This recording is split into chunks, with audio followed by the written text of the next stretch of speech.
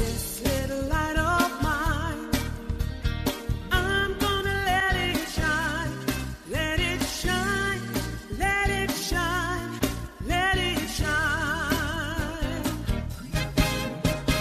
Hi, friends. I'm Carrie Jo, and this is Holy Chuckles Podcast. This is a space for honest faith, lived experiences, and shining a light in the places we've learned to hide. I'm not here to explain faith. I'm here to live it out loud. So take a breath and let's make room for what's real.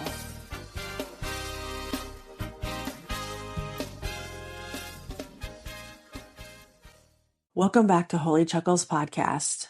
I'm really glad you're here. I am still in 1 Samuel chapter 2, verse 36. God has not moved me out of this verse because I know there are things I still am holding on to and that I'm still learning while in this verse. Let me tell you the things God has done since last week. I packed up my apartment on March 27th, and on March 27th, a little after 2 p.m., God gave the green light to where I should be. God blessed me with a safe place to land for me and my cat right at the last minute. I kept saying, I know God has a place for me, even if it's in the last moment. That's exactly what God did. And I knew that that was going to happen because that's what was in my gut. That was what my intuition was telling me. That's what God had led me to know. God did it right at the last minute. Not only that, God has provided a stream of income. I literally, as I sat here in this moment, when I last checked my bank account, there was $1.47 in there. $1.47. God has now blessed me with a stream of income. If that's not waiting till the last minute, I don't know what is.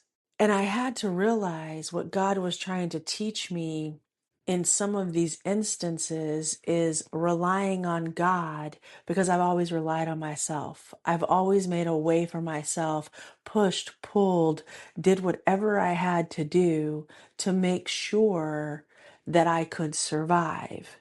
But in these last weeks, I've had to just depend on the knowing that God had me. On the last day, the last moment, God showed me that I was taken care of, that I was safe. And for someone like me who's had to survive and provide for themselves, that's a lot to take on. That's a lot to understand because I've always had to make sure I'm safe. In my mind, that's what I thought. That's what I knew, was that I had to do it. I never would release that control and let God do what God is going to do. God said, anytime Carrie Jo can take back control, she's going to try to. So I have to bring her to absolutely nothing so she understands I am here for her. I have her best interest in mind. I am going to provide for her. She just has to sit back and let me. That's exactly what God did.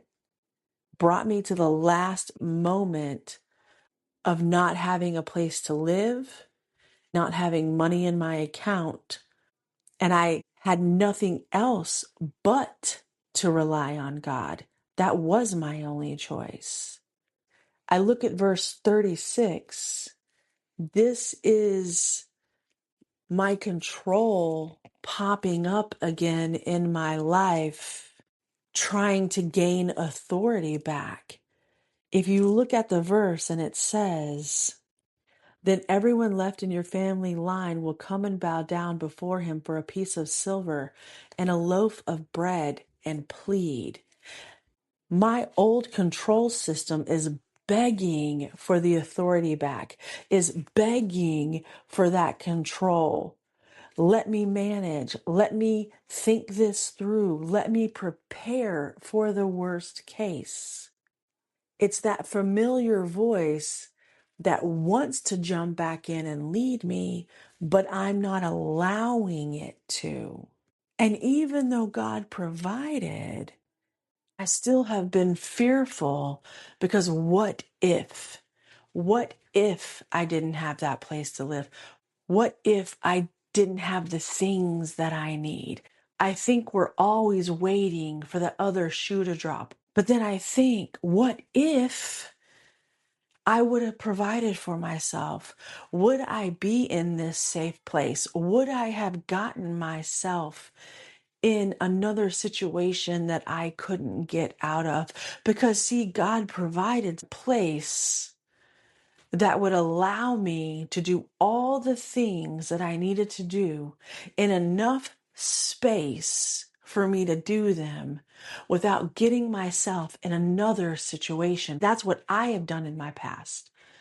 I've controlled it. I've thought about it. I've put myself in different places, and then I've had to pay, either pay more money, pay with having to provide something. I'm always paying with something, but I put myself in those situations. And this time, I allowed God to lead. I'm not saying that I liked it, I enjoyed it, that I didn't fight it, but I allowed God to lead. And I followed. Following has been difficult for me. Obeying has been difficult for me. I think when we say the word obey, people think, oh, I have to do what I'm told to do. I can't do any different. That to me is not what obey means. Obey for me is to stay in alignment with God. And again, God being on that 50,000 foot level and I'm on the 10.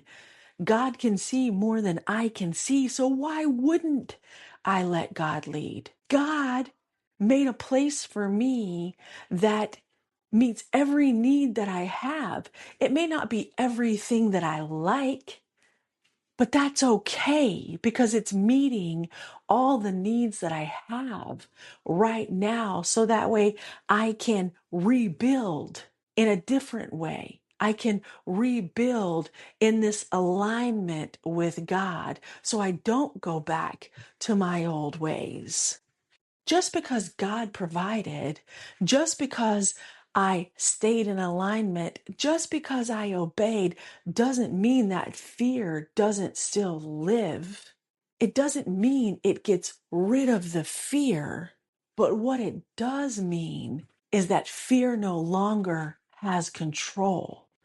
I'm not fearful of the what ifs.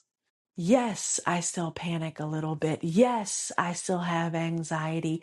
Yes, I still question things, but I still move forward in the way that God tells me to move forward. I still move forward in alignment with God, even though I can't see what's over the hill. God is in control of my life because God can see more than I can. God has plans for me that I don't even know about. But right now, I have to follow what I know to follow. And I have to stay in alignment with God so I know which way to turn. I'm not letting fear be in the driver's seat. I'm letting alignment be in the driver's seat. Alignment with my authentic self and alignment with God. Another lesson that I'm learning in this that's very difficult for me is I can be safe without controlling everything. When I knew I had to move, I started looking at places to live by myself. And I thought God was going to make a way in that regard. But God said, no, we're not doing that, Carrie Joe. You're going to have to live with people. You're going to have roommates because you need to learn to let control go. I thought I had already done that because I was riding the waves of the things God was having me do. I was riding the waves of not having an income, not knowing where I was going to live. I was changing in not being anxious about that, not being fearful, knowing that God would provide a way. And I thought that was me loosening that control.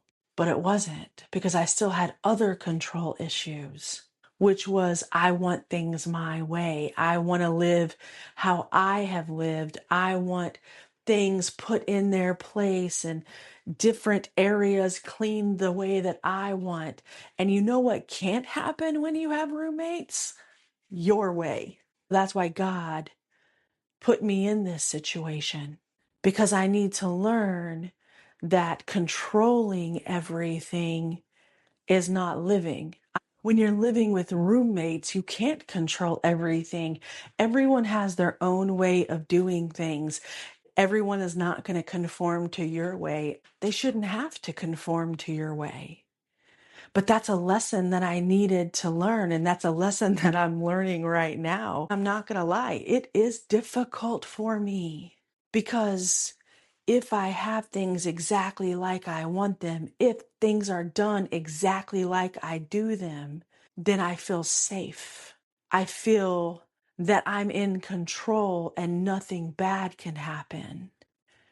But this is the last thing that has a grip on me, that has a hold on me, because I'm safe no matter what, because God tells me I'm safe. I'm safe no matter what, because I'm a child of God and God's going to make sure that I'm safe. I'm safe no matter what, because I'm living my life in alignment with God. And God's not going to let anything happen to me. And I know that in the core of my being. But my brain up here is like, wait a minute, this is not how we've done things. Wait a minute, I need to make sure this is done exactly this way. We have to do things exactly like this if we want to be safe.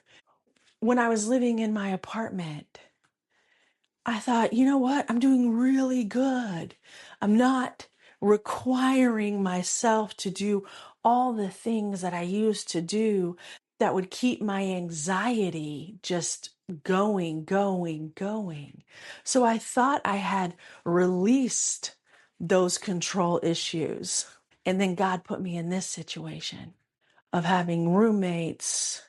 God said, hey, Carrie Joe, you have to learn your way is not always right. I've been trying to show you, I've been trying to teach you, but you keep resisting. God said, you've been so good at learning and understanding a lot of things I've been teaching you. But this control issue is buried down deep. It's really set in there in your core. It's not even really control, it's fear of.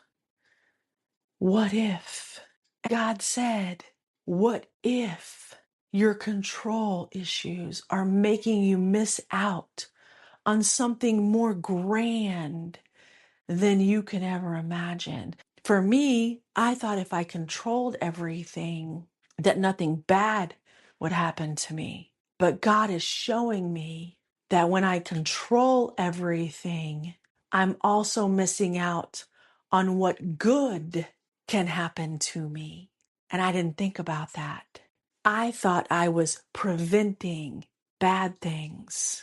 And now I'm understanding I was also preventing good things. When we only allow things to happen that we want to happen, we miss out on everything else. So me trying to prevent the bad is also preventing the good.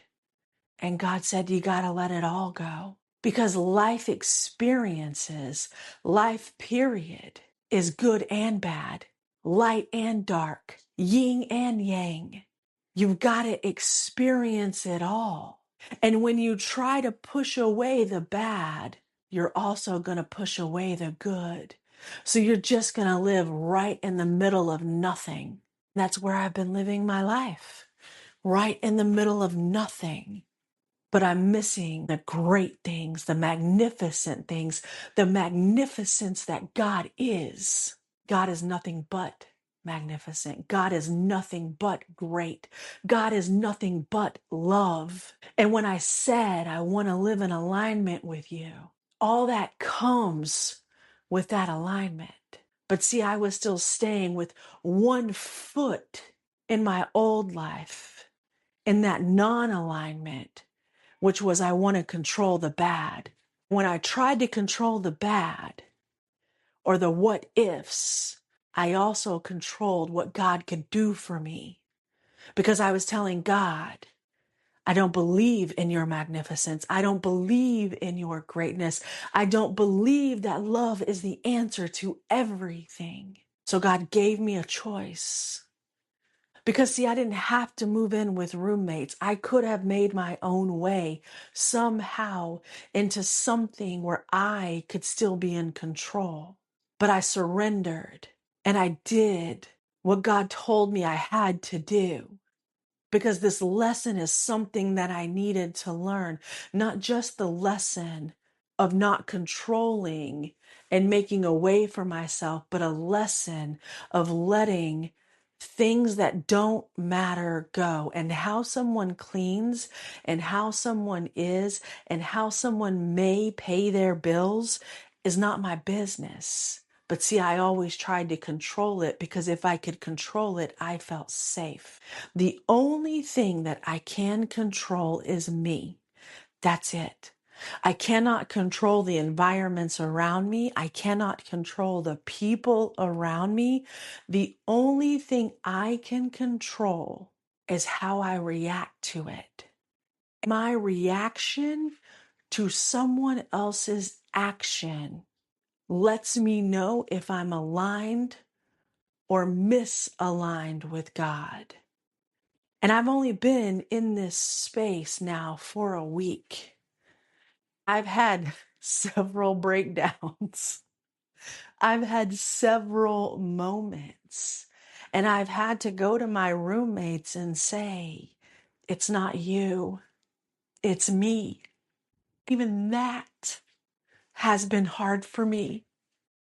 Admitting my imperfections is difficult. It's one thing to grow in your own space, but it's another to allow people physically right in those moments to see that growth. See, I'm talking about my growth on this podcast, and that's a choice I get to make. But when you live in a space with other people while you're growing, you have no choice but to allow those people to see your growth, or you don't grow. It's a fear of, in my growth, will they still love me? In my mistakes, in my imperfections, will they still accept me?